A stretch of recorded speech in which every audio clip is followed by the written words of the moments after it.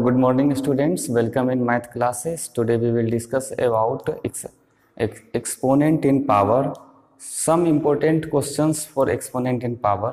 Chapter आप लोग का ख़त्म हो चुका है, इसलिए हम कुछ क्वेश्चंस कराना चाहते हैं। फर्स्ट क्वेश्चन है मल्टीप्लिकेटिव इन्वर्स ऑफ 3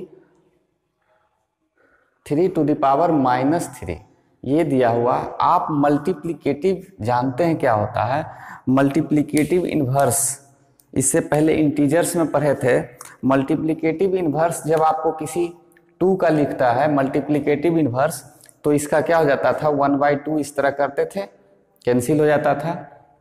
उसी तरीके से मल्टीप्लिकेटिव इन्वर्स ऑफ ये, क्योंकि मल्टीप्लिकेटिव है कि 1 अगर है तो इसको कितना से, अगर 2 यहाँ दिया हुआ इतना से मल्टीप्लाई किया जाए कि इसका वैल्यू 0 हो जाए, यही होता है मल्टीप्लिकेटिव इन्वर्स। तो इस तरीके से यहाँ दिया हुआ 3 टू द पावर -3, तो इसका जो मल्टीप्लिकेटिव इन्वर्स हो जाएगा, इसका multiplicative inverse 3 to the power -3 होगा, क्योंकि ये दोनों को जब आप मल्टीप्लाई कीजिएगा तो इसका वैल्यू 0 होगा। इसलिए हम क्या लिख सकते हैं कि ये जो दिया हुआ है 3 टू द पावर -3, इसका मल्टीप्लिकेटिव इन्वर्स ये हो जाएगा 1 to the power 3 to the power -3। और इसको हम क्या लिख सकते हैं, अगर ये -3 है, ऊपर जाके 3 टू द पावर 3, तो यहाँ से हमको ये मिला कि 3 टू द पावर -3 का multiplicative inverse 3 to the power 3। यहाँ लिख सकते हैं 3 टू द पावर 3, ये भी लिख सकते हैं। इसी तरीके से अगर कोई भी ऐसा नंबर हो जिसका मल्टीप्लिकेटिव इन्वर्स पूछा जाए 10 टू द पावर -10, तो इसका multiplicative inverse 1/10 to the power -10 होगा। बट इसको हम क्या लिख सकते हैं, 10 टू द पावर 10, ये भी लिख सकते हैं। यही हो गया multiplicative inverse. Find the value of k if -2k plus to the power k plus 1 into -2 to the power 3 equals to -2 to the power 7। तो इसमें k का वैल्यू फाइंड करना है। आपको बताए थे जब भी इस तरह का एक्सपोनेंट अगर वेरिएबल कहीं दिया हुआ है तो हम क्या करते हैं, सबसे पहले बेस को हम चेक करते हैं। बेस चेक कर रहे हैं, दोनों सबका बेस क्या है, सेम है, इसलिए हम इस दोनों को क्या कर सकते हैं, ऐड कर सकते हैं। -2 टू द पावर लिख सकते हैं k plus 1 plus 3 equal to -2 to the power 7। अब इसको करते हैं, अगर -2 ऐड कर लेंगे इसको तो k plus 4 equals to -2 to the power 7, ये लिख सकते हैं। अब देखिए, जब दोनों का बेस सेम हो, दोनों का बेस सेम हो तो एक्सपोनेंट इक्वल होता है। हम यहाँ से लिख सकते हैं k प्लस 4 इक्वल टू 7, और k क्यों होगा, क्योंकि दोनों का बेस क्या है, -2, इसलिए हम k प्लस 4 इक्वल टू 7 लिख दिए। अब k इक्वल्स टू हम ये लिख सकते हैं 7 - 4, क्योंकि ये 4 क्या है, इस तरफ आएगा -4 हो जाएगा, इसलिए k इक्वल्स टू 3। आंसर क्या हो गया, k इक्वल्स टू 3। नेक्स्ट देखेंगे, एक क्वेश्चन से solve the following. 81 to the power -4 divide 729 to the power 2 x equals to 9 to the power 4x। इसको क्या करना है, सॉल्व आउट करना है। तो जब भी आप देखिए, हम बताएं कि एक्सपोनेंट अगर किसी का वेरिएबल दिया हुआ है तो उसका हम बेस को क्या करेंगे, राइट साइड और लेफ्ट साइड दोनों का बेस क्या करेंगे, हम इक्वल करने का प्रयास करेंगे। तो हम क्या लिख सकते हैं, देखिए इसको लिखेंगे 9 to the power 2 to the power 4 -4 divide 729 को हम क्या लिख सकते हैं, 9 इंटू 9 इंटू 9, 9 81 इंटू 9 टू 700, तो 9 to the power 3 2 power 2 x equal to 9 to the power 4x। देखिएगा क्या किया, हम 9 को 9 स्क्वायर, 81 को 9 स्क्वायर लिख दिए, 729 को 9 टू द पावर 3 लिख दिए। अब सबका बेस सेम हो गया, बाकी सबका एक्सपोनेंट हम कर लेते हैं। 9 टू द पावर -8, ये दोनों मल्टीप्लाई होगा, divide 9 to the power 6 -3x ये इससे मल्टीप्लाई, इससे multiply, 6 minus 3x equal to 9 to the power 4x। देखिएगा दोनों डिवीजन में है तो हम जानते हैं a to the power m divide a to the power n equal to a to the power m minus n, ये होता है। तो दोनों का बेस सेम है तो 9 to the power minus 8 minus 6 minus 3x ये लिख सकते हैं हम। ये किस पे, 9 पे पावर दिया हुआ है, equals to 9 to the power 4x। ये तो इसी तरह से रहेगा। अब है आपका नेक्स्ट, जब इसको हम कैलकुलेशन करते हैं तो माइनस 8 माइनस 6 और minus minus plus 3x equal to 9 to the power 4x ये लिख सकते हैं। अब देखिए 9 टू द पावर माइनस 8 और minus 6 minus 14 plus 3x equal to 9 to the power 4x।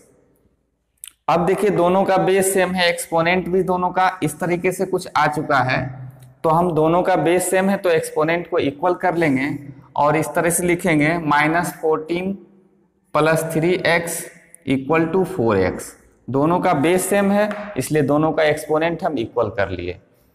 तो अब क्या है, माइनस 14 और ये 3x को अगर इस तरफ लाए तो 4x माइनस 3x, तो minus 14 equal to 4x minus 3x x sorry x equal to minus 14, ये आ गया आंसर आपको, x इक्वल टू माइनस 14। देखिएगा एक क्वेश्चन है a to the power minus 3 b to the power minus 4 a to the power minus 2 b to the power minus 3। इसको solve करना है तो हम क्या करेंगे, मल्टीप्लिकेशन में दोनों इस तरीके से लिखा हुआ है तो हम क्या करेंगे, ये बेस दोनों का सेम है, इसको इस तरह लिख सकते हैं a to the power minus 3 a to the power minus 2 into b to the power minus 4 by b to the power minus 3 ये लिख सकते हैं। अब दोनों का बेस सेम है, डिवाइड में है तो हम क्या करेंगे, दोनों का एक्सपोनेंट का हम डिफरेंस कर लेंगे, a to the power minus 3 minus minus 2 ये हो जाएगा आपका, और into b to the power minus 4 minus minus 3 ये हो जाएगा।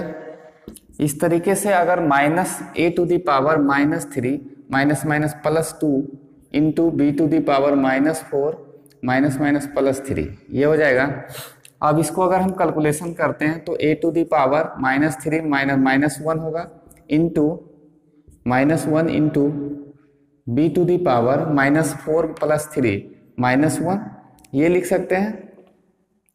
जब ये हो गया आपको तो क्या है, a भी माइनस में है और b भी माइनस एक्सपोनेंट है, तो इसको और क्या लिख सकते हैं, 1 by a into 1 by b, दोनों को हम डिनोमिनेटर में ला दिए। अब क्या होगा कि 1 बाय a इंटू b ये भी लिख सकते हैं। ये हो गया आपका आंसर।